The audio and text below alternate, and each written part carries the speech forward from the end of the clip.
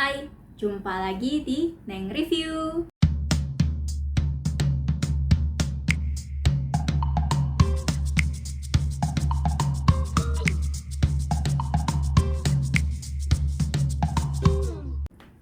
Hari ini aku mau nge-review sebuah drama yang baru tayang belum lama ini juga, yang berjudul Monthly Magazine Home. Gitu bukan ya bacanya. Ini adalah drama yang baru tayang pada tahun 2021 juga, disutradarai oleh Lee Chang-min dan ditulis oleh Myung So-hyun. Nah, ini tayang di JTBC dengan total 16 episode.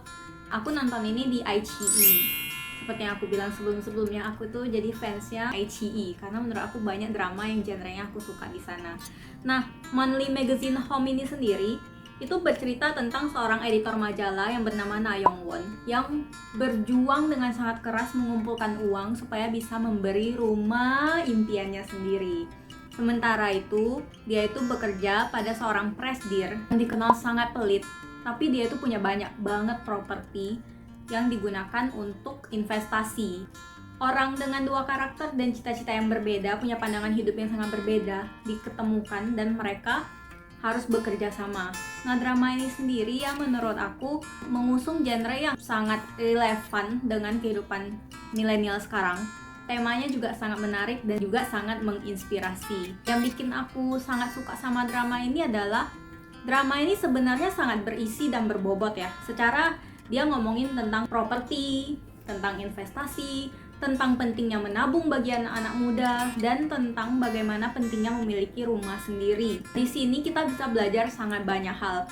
Namun di sisi lain, drama ini dikemas dengan cara yang sangat santai dan juga sangat humoris. Sepanjang nonton ini, rasanya biasa kalau membahas properti, investasi segala macam itu kan bikin mumet otak kita ya. Tapi di sini dengan nonton drama ini kita belajar kulit-kulit luarnya lah, belajar basicnya properti dan investasi itu dengan cara yang ringan banget. Nah, itu yang aku suka banget.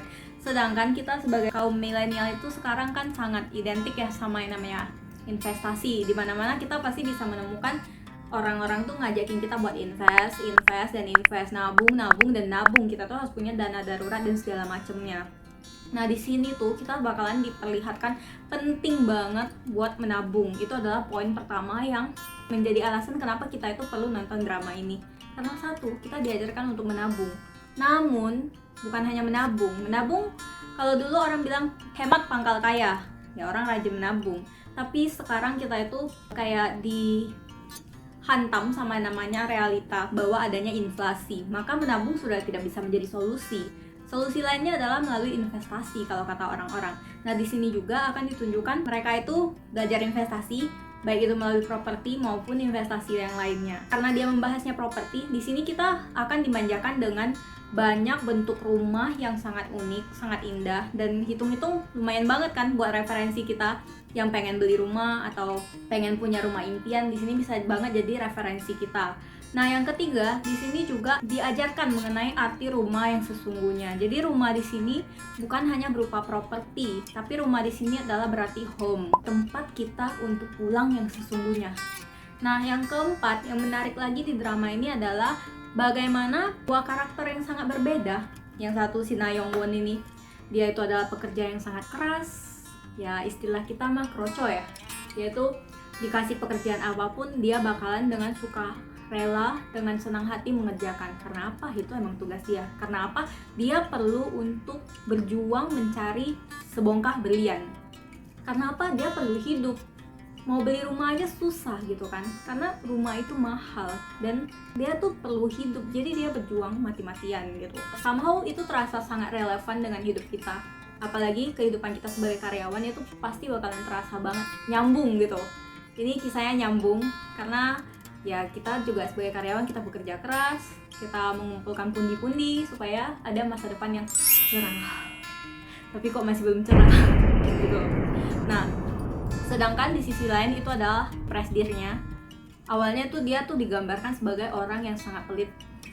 Dan di mata dia rumah itu bukan tempat tinggal, tapi rumah itu adalah sarana bagi dia untuk investasi, untuk mengembangkan pundi-pundi dia semakin besar. Dan dia itu sangat pelit gitu. Beda banget karakternya sama si Na Young-won ini. Nah, dua orang dengan yang memiliki pandangan akan rumah yang berbeda ini harus bekerja sama. Jadi saat bikin konten, si presidennya minta pokoknya rumah ini harus punya nilai jual. Sedangkan bagi Na Young-won, rumah itu adalah sesuatu yang homey gitu. Bagaimana ini? Tapi yang namanya kroco ya harus ngalah gitu kan. Ya, jadi dia mengalah gitu. Nah, hal lain yang menarik lagi di sini, drama ini tuh walaupun 16 episode tidak terasa 16 episode karena walaupun isinya ini sangat padat seperti yang aku bilang, itu dikemas dengan jenaka-jenaka banget. Apalagi di episode-episode menjelang akhir itu bakalan ada yang meranin di Waikiki itu loh. Siapa namanya? Ya itu dia bakalan jadi cameo. Nah, jadi si itu jadi cameo di situ tuh. Nah, tahu kan muka dia itu pas dari Waikiki aja udah lucu banget, apalagi pas dia nongol di sini makin lucu lah cerita di drama ini. Dan menurut aku itu bikin menarik banget, apalagi kita melihat si presidennya itu karena dengan karakternya yang agak kaku, sebenarnya ada banyak hal yang dia tidak ketahui. Saat dia baru belajar itu rasanya tuh seperti anak bayi yang baru belajar jalan gitu. Jadi kayak manis banget gitu. Terus menurut aku juga love line antara si Yoo Ja Sung dan juga si Na Young Won itu mereka itu punya chemistry yang tepat dan tidak berlebihan. Emang sih, maksudnya biasa kan kalau di drakor tuh suka dimanis-manisin gitu. Nah, kalau di sini tuh kisah mereka itu terasa manis tapi tidak lebay gitu. Jadi kita sebagai penonton juga enjoy aja gitu nontonnya. Enjoy banget. Terus aku juga suka banget sama karakter pendukungnya yang juniornya itu loh. Soalnya manis.